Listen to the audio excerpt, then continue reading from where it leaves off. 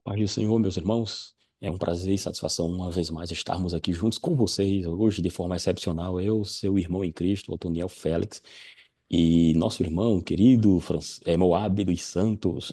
Moab dos Santos, nós estamos hoje de forma excepcional, Moab, eh, para tratar hoje da lição, última lição desse trimestre, da lição de jovens. Nós estamos aqui com essa incumbência, professor, no nosso programa semanal. Como eu sempre digo, meus irmãos, é o meu, seu programa semanal, né? EBD em Síntese Podcast. Toda segunda-feira nós estamos aqui com este trabalho importantíssimo, que é justamente elaborada com todo carinho pela Igreja Evangélica Assembleia de Deus aqui no estado do Rio Grande do Norte, que tem a presidência do nosso pastor Martim Alves da Silva, bem como este também faz parte do departamento de Educação Cristã, DENEC, então, coordenado pelo nosso querido, amado pastor Reinaldo Odilo. E hoje nós estamos de forma excepcional, como falei, porque não fazemos parte deste grupo de jovens, porém, estamos aqui com essa incumbência de tratar da lição do número 13, cujo tema é Protegendo-se com Integridade na Sociedade, professor Moab. Amém, amém. Muito grato a Deus por mais uma oportunidade de estar nesse rico trabalho, né? Esse podcast, eu tenho certeza que tem abençoado muitas vidas, não apenas professores, não apenas a nós, né, que fazemos parte, e tem sido uma bênção também para todos nós, mas é algo que a tecnologia tem sido utilizada de uma forma que para a edificação, né? Muitas vidas estão sendo edificadas e hoje o tema muito importante, como já foi mencionado aí, fechamento de trimestre, uma lição muito rica, protegendo-se com integridade, né? Proteger-se com integridade é um desafio atual, que só em Cristo Jesus, só fundamentado na palavra de Deus, isso torna-se possível. Justamente, esse aqui é um tema importantíssimo, e a lição em si, ela vem trazendo esse tema baseado, vários temas importantes desse relacionamento, não só pessoal, como o relacionamento com Deus e o convívio com a sociedade, o ser humano em si, a partir do livro de Provérbios, professor. É, aqui, de início, eu acredito que o professor, no domingo, nesse domingo próximo que se avizinha, nós estamos aqui para justamente pensando como deveria-se a lição ser tratada no domingo. Então, eu penso dessa forma, acredito que o senhor também pensa dessa forma, você também está livre para falar alguma observação que queira falar, mas eu acredito que o professor, ele, como sempre, deve fazer um resumo das lições, não um resumo lição por lição, mas tentar informar o que seria o livro em si de Provérbios para os jovens da atualidade, professor. Exatamente, né? Às vezes o jovem, por não entender o seu propósito, né? Ele deixa de ser alcançado pela Bíblia Sagrada, né? Nós percebemos que a sociedade ela tenta transmitir entre as pessoas uma ideia de que a Bíblia é um livro ultrapassado, é um livro que precisa ser atualizado, mas nós vamos ver hoje aqui que é a palavra de Deus, ela é atual e situações que fazem parte do seu dia a dia, a palavra de Deus ela já apresenta respostas aqui, não só resposta, mas direcionamento, orientação de postura, né? Alertas contra perigos, de sorte que quem medita na palavra de Deus, quem lê o livro de Provérbios, quem recebe essas orientações, ele estará preparado, né? Não mais preparado, mas estará preparado para enfrentar questões atuais, né? Questões de qualquer momento, porque a palavra de Deus ela é a mesma e é perfeita. Isso, graças a Deus. Então, nós preparamos aqui no início, para o professor, se ele não fez no início da lição, na primeira lição, tratando sobre o livro de Provérbios em si, né? Se ele não fez isso, é o momento de fazer. O que seria o livro de Provérbios, a sua função, a sua forma de escrita. E nós aqui preparamos aqui, trouxemos aqui para vocês, vamos fazer uma apresentação aqui sobre justamente essa situação. Nós vamos mostrar o que, como no domingo, eu acredito que o professor, ele poderia iniciar a lição justamente tratando sobre o livro de Provérbios de uma forma geral, né? O que seria o livro de Provérbios, né, professor Moab? Está vendo bem aí? Perfeito. Ok. Então, veja só. Acredite, professor, que na sua visão, está aqui a lição, a capa. Alcance um futuro feliz e seguro. Conselho de Salomão, no livro de Provérbios, um convite à sabedoria, as promessas de proteção. Então, de início, se ele não fez, ele deve fazer justamente aquela introdução geral informando a importância do livro de Provérbios. E alguns pormenores devem ser ditos, professor. Nobre. Exatamente. Então, Provérbios é bem sim, interessante porque ele começa como um conselho, né? Conselho de isso. pai para filho, Uhum. né? Então, quem lê o livro de Provérbios, ele se coloca na postura de um filho que está disposto. E é importante, quem lê o livro de Provérbios, abrir o coração, né? Abrir o coração para ouvir a voz de um pai. Então, aqui no livro de Provérbios, nós vamos ter exatamente isso: orientações de um pai para o seu filho. E ele começa a citar situações, citar experiências que a gente vai começar a perceber e a localização de Provérbios e no contexto bíblico, ela também tem seu propósito, não é assim? Isso. Por isso que é importante o professor chegar. Aqui nós pegamos num aplicativo que tem, inclusive, é bem interessante esse projeto. É, na verdade, no YouTube você vai encontrar também Isso, esse projeto, né, do Project Bible, né? E aqui eu peguei justamente para mostrar que no livro de Provérbios, o Antigo Testamento, ele está justamente naquilo que chamamos de Antigo Testamento. É assim, professor? Por quê? Nós temos aqui a chamada Torá, que para nós é o Pentateuco, né? Nós temos o livro de Profetas, e chamado de Ketuvim. Nevim, Torá, Nevim, Ketuvim. Ou seja, aqui nós temos justamente a divisão do que é o livro do Antigo Testamento e onde o livro de Provérbios vai encontrar, né? Ele vai aparecer justamente nessa terceira parte aqui que nós estamos aqui, chamada de Mishlei. Ou seja, nesse grupo chamado de três livros poéticos, por ser um livro poético, ele vai aparecer justamente dentro dessa categoria chamada de hagiógrafos. Isso é latinizado, não, isso é helenizado, né? Em grego, hagiógrafo, escritos sagrados. Também nós observamos que, entendendo isso, o professor ele vai apresentar que o livro de Provérbios, ele tem uma estrutura interessante. Porque temos não só Salomão, apesar de Salomão, professor Moab, ter sido um dos autores do livro de Provérbios, é importante o professor frisar no domingo que não foi só Salomão que escreveu o livro de Provérbios, sim? exatamente, né? Até Justamente. aquele provérbio quando fala do conselho, a profecia da sua mãe, se não falha a memória, Uhum, sobre a mulher virtuosa, e você começa a isso. perceber que no livro de Provérbios tem várias pessoas participando dessa construção, mas que por conta talvez do volume, né, Uhum. das entregas que Salomão fez, se lembre muito o nome dele. Mas é bom saber que não foi apenas Salomão que participou. Justamente. Nós temos aqui tanto Salomão, como o rei Ezequias também. Temos Agu no capítulo de número 30, Lemuel no capítulo 31, ou seja, escritos informando que o livro não foi escrito por apenas uma pessoa. Temos aqui, como falei, inclusive, professor, Ezequias, Ezequias, o rei Ezequias, ele também, como temos aqui, ó, nessa imagem que eu trouxe para vocês, o rei Ezequias, ele também foi um dos escritores do livro de Provérbios, deste livro que nós temos com 31 capítulos, né? A escritura diz que Salomão escreveu muito mais, mas nós temos desse livro de Provérbios, nós temos justamente essas pessoas que assim fizeram. Então, como diz nessa apresentação que eu trouxe para vocês, aqui nós temos aqui cerca de 300 anos que esse livro ele foi formado. Ou seja, um período de 300 anos, não foi um período único de um dia nem 2 dias, 300 anos, justamente porque ele começa ali no ano 960, como você vê aqui, e vai até 686, que foi justamente o período do rei Ezequias. Porque Ezequias vai justamente escrever ali o 24, o versículo número 23, e você vai mostrar justamente que ele também é um dos escritores do livro de Provérbios. E você observa que a estrutura do livro de Provérbios é importante frisar, porque ela tem uma estrutura.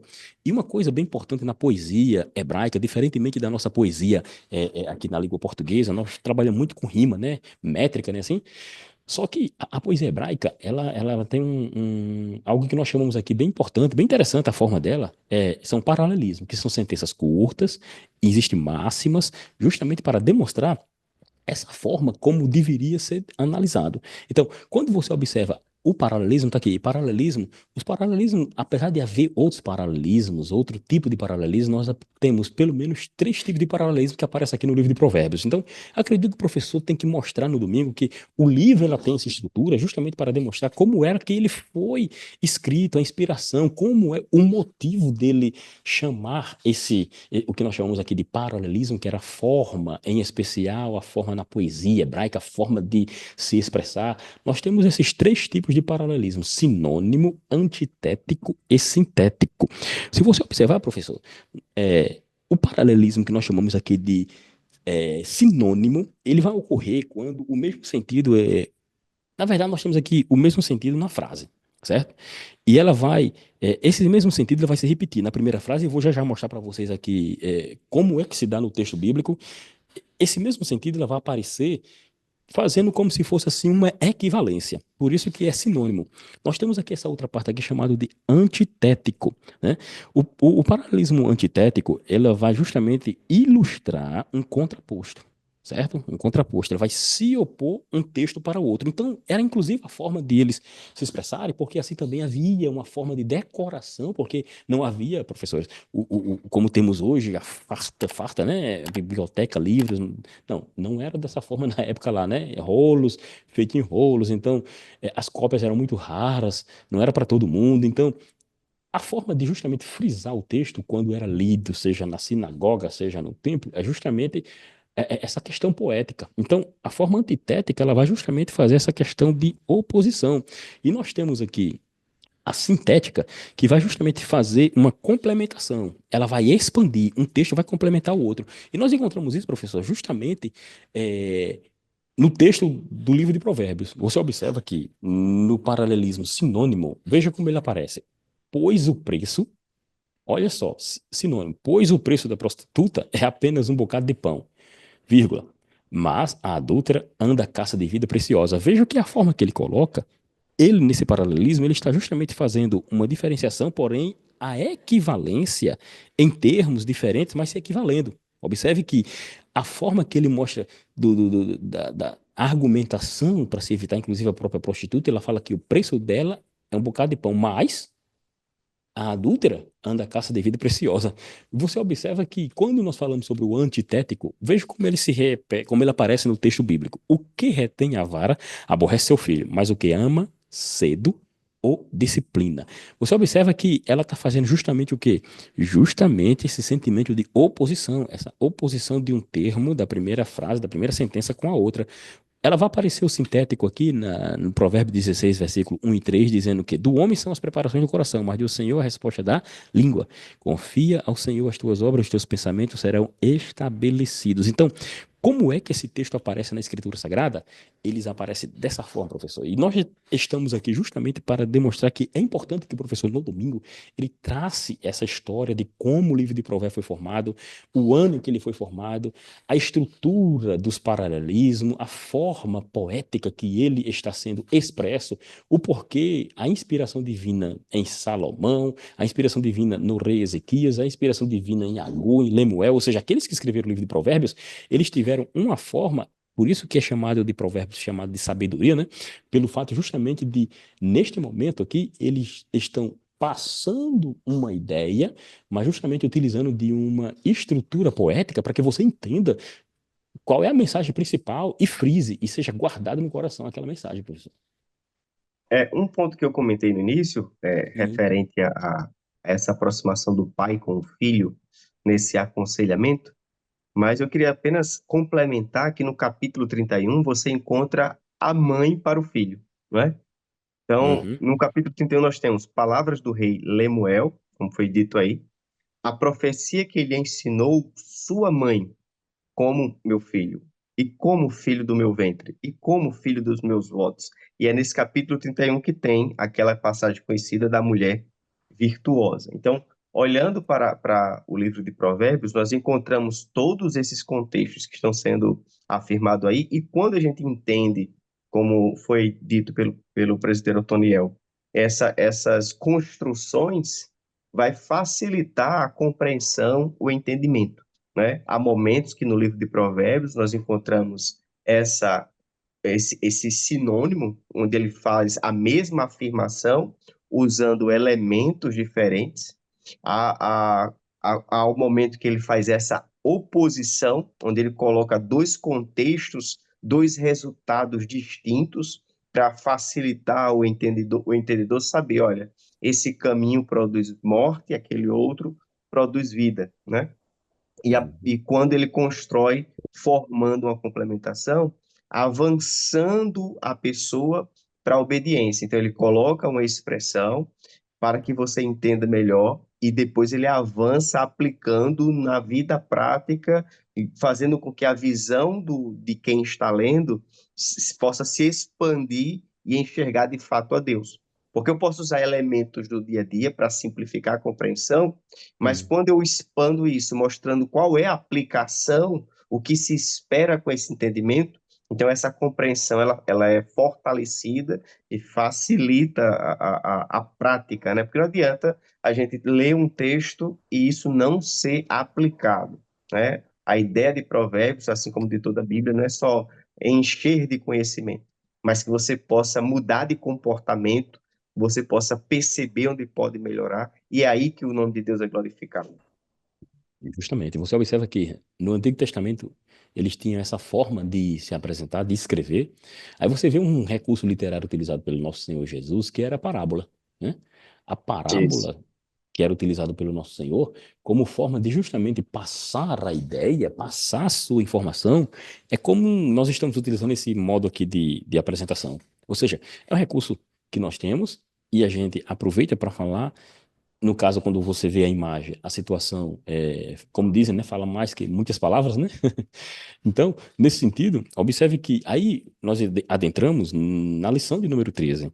Lembrando ainda que, segundo, primeiro, no livro de primeiros, misericórdia, primeiro livro dos Reis, capítulo número 4, versículo 33, está dito ali que Salomão, porque fala dos provérbios de Salomão, né? Salomão, ele foi uma pessoa que compôs e falou muito sobre árvores, peixes, falou sobre répteis, falou sobre animais, ou seja, a própria escritura diz que Salomão escreveu muitos provérbios nesse sentido, né?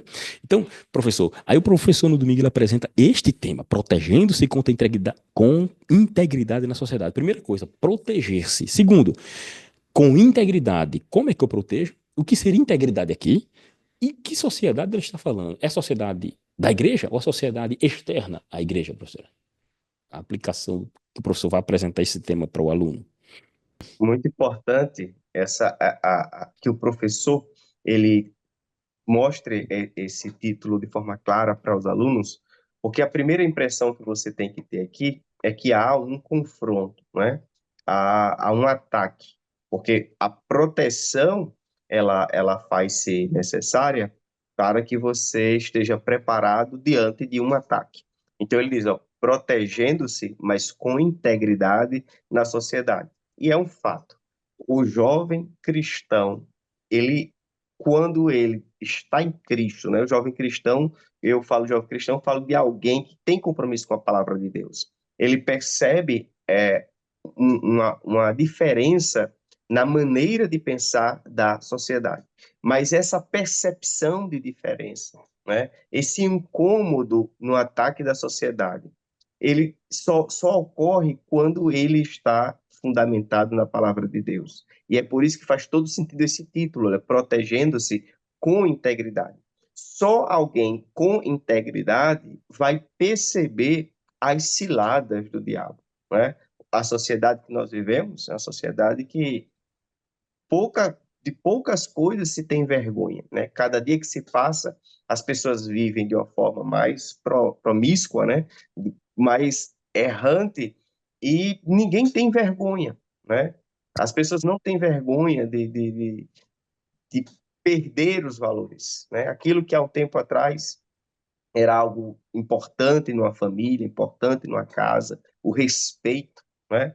Hoje a criança, ela grita com o pai, e isso para algumas pessoas é motivo de riso, né?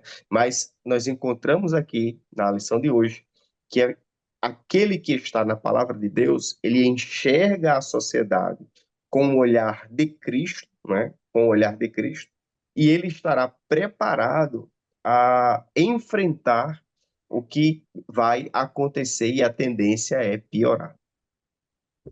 Justamente. Por isso que a mensagem que o professor no domingo ele tem que apresentar é justamente confrontando logo o jovem, porque ele está em idade, né, de aprendizado, de crescimento, tanto material como espiritual, intelectual. Então, deve se proteger com integridade em meio a essa sociedade, que é uma sociedade corrompida, a sociedade que estamos, é justamente o meio em que vivemos, né?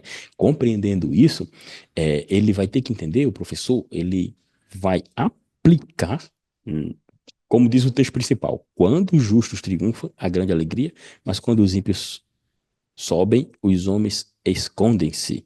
E o resumo da lição diz: a sabedoria e a integridade são virtudes do cristão que se manifestam na sociedade. Ou seja, haverá uma manifestação na sociedade da nossa atitude. Então, a lição de hoje ela é uma lição um tanto quanto prática, né? Prática. É Exatamente. mais prática do que teológica, vamos assim dizer, né? Por quê? Porque ela está demonstrando justamente o momento e como deve agir esse jovem na sociedade, como ele deve apresentar-se, como ele deve demonstrar-se, como ele deve se comportar em meio a essa sociedade. Então, aqui ele vai identificar, o professor vai demonstrar para o aluno, no domingo, professores, o que seria aqui essa sabedoria, né? Compreendendo que sabedoria, inteligência, conhecimento são coisas distintas, não é assim? Por ser coisas distintas, é importante que ele explique o que é sabedoria. A nossa lição fala sobre isso, né? Ela instiga você justamente se preparar sobre isso, o aluno, né? O que seria a sabedoria, como é que ela é adquirida, o conhecimento e a inteligência, como é que eles são aplicados em nossa vida, né? Então, compreendendo isso, fazendo todas essas circunstâncias, temos aqui o texto bíblico, os objetivos, que é apresentar a importância da sabedoria e da prudência na manutenção da ordem social, saber como o justo deve se portar diante dos valores opostos na sociedade, ou seja, e conscientizar que a sabedoria e a integridade devem se manifestar externamente. Então, aqui, professor, uma coisa importante que nós vemos aqui, a importância da sabedoria, a questão da prudência e a manutenção dessa chamada ordem social. Então, o professor no domingo é importante conceituar o que seria a sabedoria, inteligência, conhecimento, coisas distintas. E o que seria prudência aqui nesse momento, nessa chamada manutenção da ordem social. E o que seria ordem social, né? Sabendo disso, ele vai justamente para o segundo ponto. No momento que eu sei saber como o justo deve se portar diante dos valores opostos na sociedade, como é que eu, como justo, tenho que me comportar dos valores que são opostos àquilo, à minha fé, àquilo que eu creio, à minha vida, meu estilo de vida. Com isso, você conscientiza de que a sabedoria e a integridade devem se manifestar externamente, professor. Por isso, professor, que eu trouxe essa imagem aqui para mostrar que a sabedoria é um escudo protetor na nossa sociedade de hoje. Exatamente. Enquanto o professor Antônio estava comentando, eu estava lembrando da expressão que Aristóteles utilizou quando se falava da prudência, né?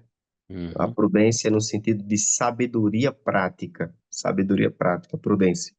E a palavra que Aristóteles utilizou, que é a phronesis, foi a mesma que o apóstolo Paulo utilizou em Filipenses, capítulo 2, versículo 5. Embora no texto bíblico a gente tenha a tradução para a palavra sentimento, né? Então, o sim. versículo 5 diz: de sorte que haja em vós o mesmo sentimento. Algumas pessoas não conseguem entender esse versículo porque associa sentimento só como algo que está, né? Algo que está sentindo, né? É. Mas a palavra utilizada aqui foi phronesis e ela significa entender o que é certo a ser feito, ter vontade de realizar o que é certo e fazer o que é certo. Então, é Uhum, a sabedoria prática. A morte, a humilhação de Cristo é resultado de um entendimento de que era o certo a ser feito, unido com a vontade de fazer o que era uhum, certo. E essa vontade não ficou numa ideia, ela aplicou-se, ela foi executada. Então, o jovem, diante da palavra de Deus, ele é motivado a essa prudência, a enxergar pela palavra de Deus, olhando para a sociedade, qual é o caminho correto, né? Porque essa é a confusão em que nós vivemos. Se você entrar nas redes sociais, você vai encontrar uma infinitude de pessoas direcionando, né? Ensinando. Hoje todo mundo é um professor, é. todo mundo tem uma resposta, ó, tem uma explicação. Pare de sofrer, pare, É. você tá perdendo dinheiro, você está perdendo isso aqui. Em 5 minutos você aprende. Então é tantas respostas que que as pessoas estão já confusas de tantas Hum. sabedorias, né? E a palavra de Deus, ela vai fazer essa limpeza na mente humana, porque ela vai colocar a palavra de Deus como o caminho. E a confiança em Deus vai fazer com que o jovem diga não para isso, não, sim, sim, e traçar um caminho que glorifica de fato a Deus, um caminho que produz saúde. Então, essa é a prudência bíblica, é a prudência que, pela palavra, o jovem consegue fazer ter o discernimento do caminho certo, discernimento de perceber as ciladas, né? Discernimento e glorificar a Deus em todos os seus passos. Muito bem, justamente. É a forma de aplicar, né? Como é que eu aplicarei em meio a essa sociedade, em meio a essa sociedade que está corrompida? Como eu havia dito, é por isso que é importante saber justamente diferenciar esses conceitos de sabedoria, inteligência, conhecimento. Que conhecimento, né?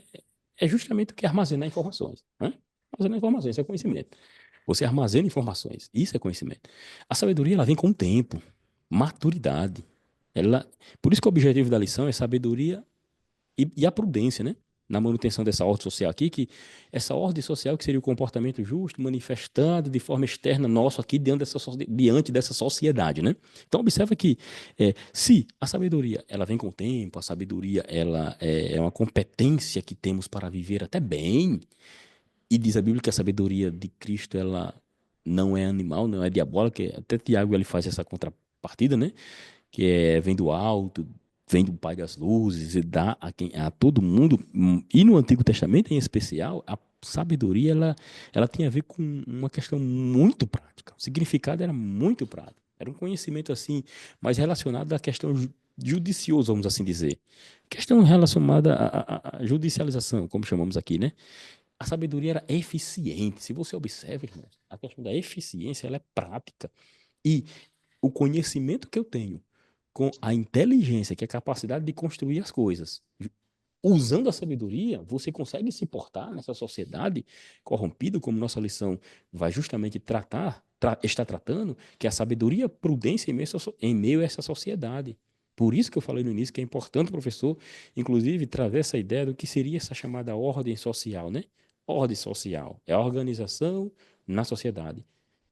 O autor da lição ele fala justamente dessa sabedoria como cautela, como precaução que devemos ter. Porque se ele diz aqui no início que nós estamos diante de uma situação é que o texto hoje, tanto o texto bíblico como também o texto principal e o tema, que é protegendo-se com integridade na sociedade, você observa-se que para se proteger com integridade, ser íntegro, né, na sociedade, eu tenho que ter o quê? Cautela, precaução, eu tenho que ter calma, ponderação, eu tenho que ter paciência. Ao tratar justamente dos temas principais, como é que eu vou lidar com o meu próximo, entendeu? Então, com isso, nós observamos que em meio a essa ordem social, que o professor também, como eu falei, vai trazer o significado do que seria a ordem social. Viu, professor?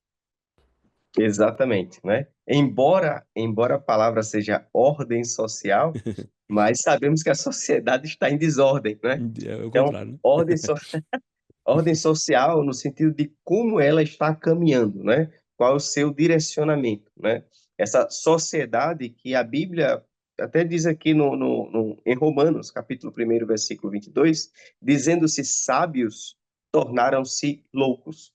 Nessa ordem social prevalece o que, por exemplo? A ingratidão, né? É uma sociedade que não consegue glorificar Deus. É uma sociedade que não consegue reconhecer a bênção, a graça de Deus.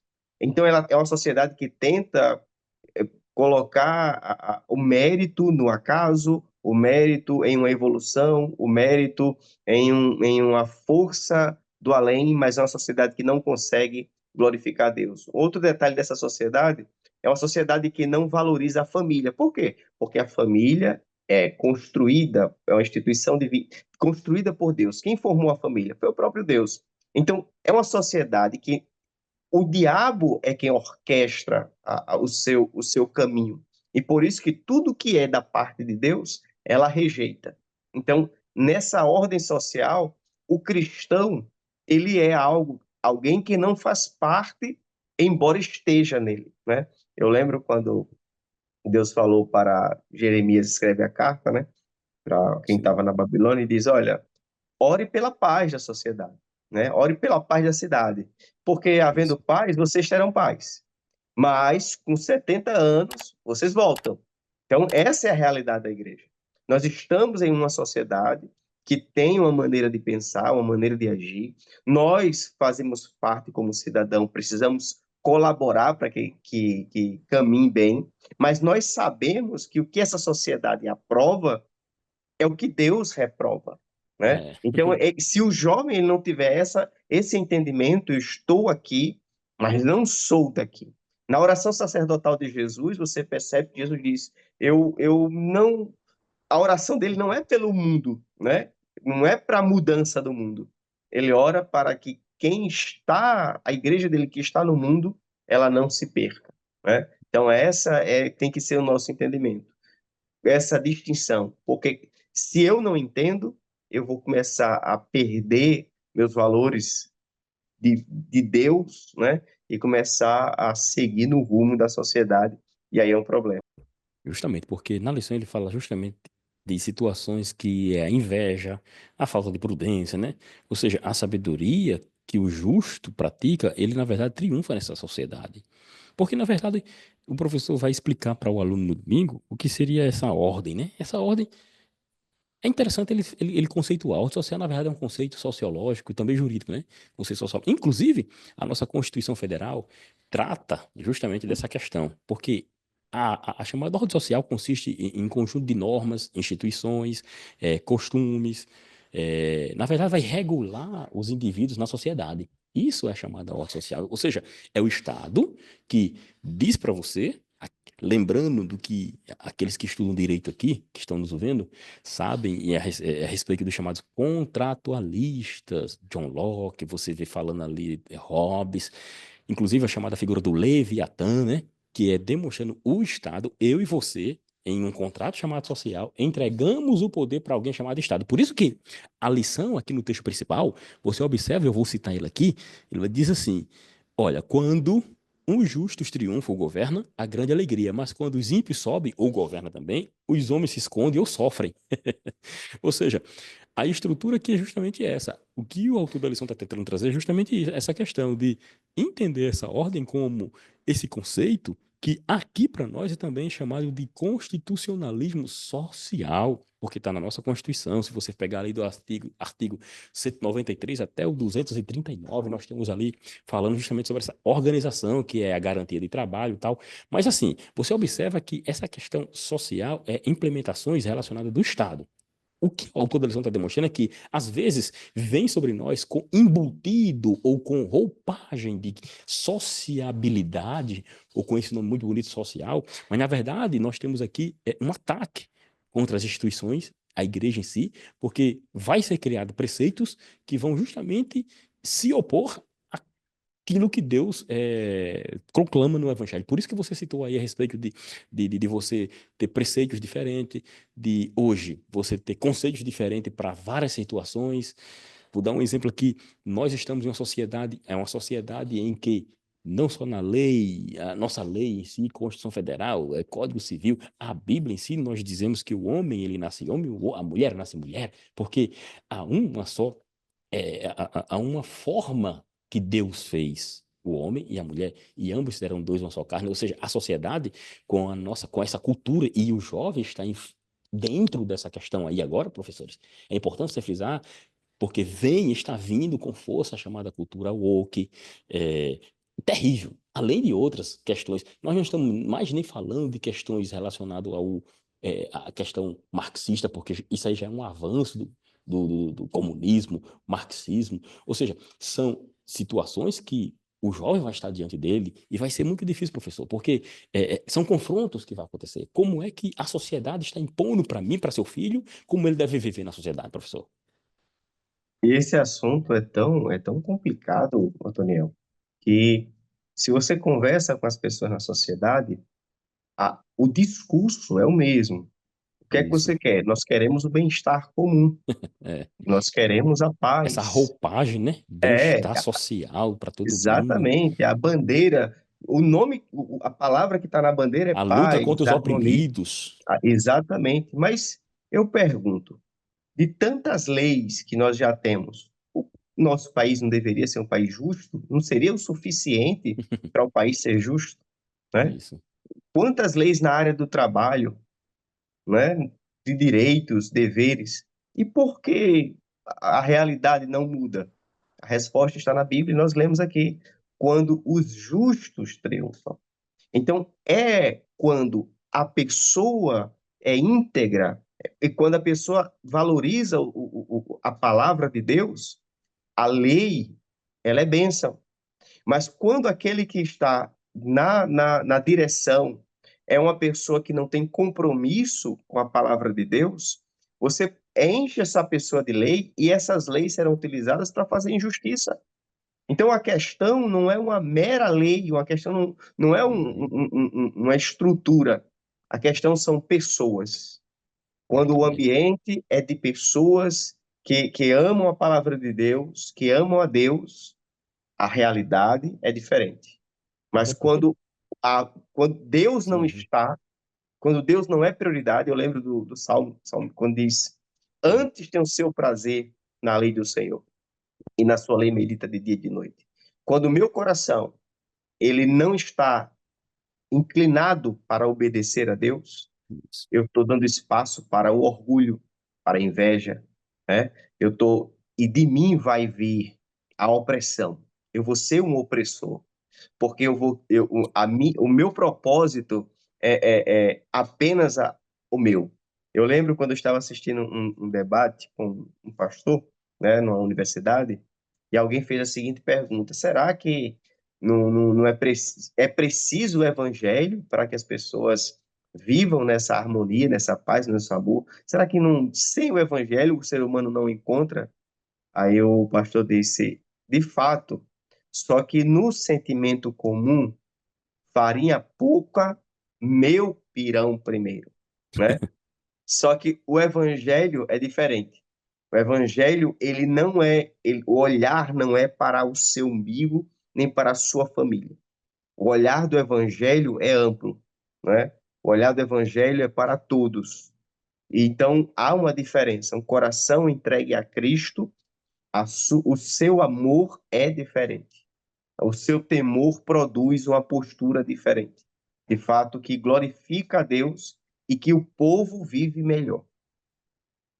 Justamente. É como o autor da lição ele diz aqui que o contexto, ainda nesse tópico do número primeiro aqui, ele diz assim, o contexto, tópico 2, subtópico 2, o contexto mostra que a ausência da sabedoria e da integridade é determinante para que o pobre seja oprimido, vilipendiado e sistematicamente ignorado. Aí vem a tolice, vem a corrupção. Aí o tópico 3 fala sobre quando não há compromisso com a lei de Deus, aí de fato a injustiça vai acontecer, né? Porque se você não teme a Deus, você não se importa com nada. Se você não se importa com nada, consequentemente, você vai estar preocupado com o futuro? Não. Por isso que o autor da lição ele vai tratar justamente sobre essa questão que ele chama de a base moral e espiritual para toda a sua atividade na vida. É o temor do Senhor, professor. E- Exatamente, exatamente. Não havendo o temor do... É tanto que o temor do Senhor é o princípio de quê? Da sabedoria. Sabedoria. Não tem como. Isso aí tem que... pior que é um desafio, né? É um desafio. Por quê? Uhum. Só Deus pode agir no coração, na mente de alguém, para entender que não há como alcançar a sabedoria sem temer a Deus. A verdadeira sabedoria não está nos livros, não começa nos livros, não começa nas ideias. A verdadeira sabedoria começa no temor ao Senhor. Começa você inclinando seus ouvidos para ouvir a voz de Deus. E quando nós ouvimos a voz de Deus, pela palavra de Deus, pela Bíblia Sagrada, as decisões são diferentes. Veja o exemplo de Adão, né? Quem foi que ensinou Adão a administrar? Será que Adão passou por um processo de estágio, de jovem aprendiz, estágio, trabalhou por 3 meses por experiência para desenvolver o trabalho que ele recebeu da parte de Deus? Não. Adão, ele já nasceu com sabedoria. E por isso ele foi um grande administrador. Era só ele, né? Uhum. Eva também recebeu sabedoria da parte de Deus. Então, quando o homem peca, ele perde essa sabedoria, porque a falta de temor leva ao pecado, e o pecado afasta o homem de Deus. E está distante de Deus, a pessoa perde a sabedoria. É por isso que você vê a sociedade voltando, né, à vergonha, trazendo a vergonha para dentro da Sim. sua casa, trazendo sujeira para dentro da sua casa, e levantando o troféu como se fosse um sucesso, né? Ver a pessoa Uhum. deitada numa calçada por conta da bebida, por conta das drogas. Não, mas isso aqui é a maneira que a gente se divertiu. E a gente Uhum. aprende que a diversão, ela não produz humilhação quando ela ocorre nos parâmetros, no padrão divino. Então, professores, já estamos chegando ao fim, né? Temos alguns minutos aí para nós terminarmos. Hum, e como o professor estava falando, é importante frisar isso aqui, porque justamente temos a corrupção moral ainda, né? Diante da corrupção moral, as questões sociais com dificuldade moral, como o autor de lição chama, que tem como longo processo de desconstrução, tem sido claramente desenvolvido, como eu falei, essa questão da cultura woke, agenda 2030 da ONU, ou seja, são tudo questões de verdade, tem um fundo um fundo, vamos dizer assim, aparentemente bom, porém quando você vai ver o que de fato eles estão tratando, é prejudicial para a fé, e Pedro diz que devemos justamente estar preparados. Aí aqui já entrando no tópico 2 o justo diante dos valores da sociedade, e a gente já englobando aqui também o 3 que é quando a sabedoria e a integridade se manifesta externamente, porque ela vai se manifestar externamente de que forma? Jesus falou certa vez ali em capítulo 5 ali de Mateus, ele disse, olha, assim resplandeça a vossa luz diante dos homens, para que vejam as vossas boas obras e glorifiquem o vosso Pai que está nos céus. Ou seja, ela se manifestará justamente por causa das nossas boas obras. Então, o problema social que temos, as condições semelhantes recebem todo tipo vamos dizer assim, mazela, a discriminação, que é a exclusão, seja social, seja política, está enraizada na cultura, nas pessoas. Se está enraizada nas pessoas, temos um problema aí que é a pessoa. E essa pessoa só pode mudar se conhecer o Evangelho de Cristo. Só o Evangelho. Observe a parábola do bom samaritano. Ou seja, temos ali um problema cultural que aquele que realmente expressou amor conseguiu cuidar daquele moço. E temos também a questão do Sermão do Monte, as bem-aventuranças, bem-aventurados que têm fome e sede de justiça, a prática do amor, né? Então, compreendendo isso, assim as injustiças, elas cairão por terra. Que entendendo isso, nós vamos observar que eu toco o mundo das pessoas, professor. E aqui, para a gente encerrar, esse tocar o mundo das pessoas, eu lembro de Romanos capítulo número 12. Paulo vai dizer que nós devemos, como cristão que somos, resplandecer de tal forma, porque esse resplandecer que eu estou fazendo a ligação aqui com o Evangelho de segundo Mateus, é justamente porque vai demonstrar a atitude de nós como cristãos. Porque quando o apóstolo Paulo fala aos romanos, ele está justamente demonstrando essa questão de transformação. É metamorfose o termo ali, para justamente demonstrar qual seja a boa e perfeita e agradável vontade de Deus, professor, né? Por isso que vale a pena ser íntegro. A lição fala. Exatamente, exatamente.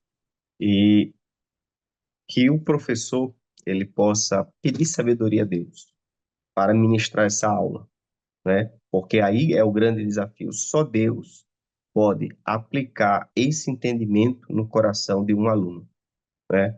Porque a palavra de Deus parece uma frase sem sentido, mas a palavra de Deus tem o direcionamento correto para questões atuais. Quando o jovem ele assume o compromisso de ser fiel à palavra de Deus, e assumir um compromisso de decidir e escolher aquilo que de fato é o correto conforme o padrão divino, ele vai perceber que em alguns momentos do seu dia a dia, no ambiente de trabalho, numa festa, na faculdade, na universidade, vai perceber um certo afastamento de algumas pessoas. Por quê? Porque em alguns grupos, em algumas atividades, ele vai decidir não fazer parte, né? Justamente. Como foi a realidade de Daniel? Daniel, não era um idoso quando chegou na Babilônia. Daniel era um jovem, né? Mas e viveu num momento que o povo estava corrompido. Ele não vivia na sociedade perfeitinha. Daniel, jovem, novo, muito novo, em torno de seus 18, 17 anos, em uma sociedade totalmente corrompida, mas ele coloca o propósito no coração dele, Isso, não se contaminar. isso. E esse propósito glorifica a Deus.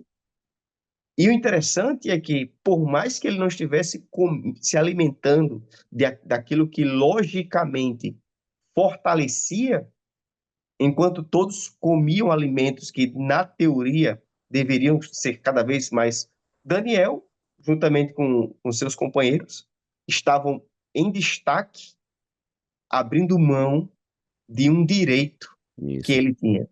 Mas ele entendia que aquele acesso, que aquele recurso, que aquilo que estava na sua mesa não glorificava a Deus diante do seu propósito.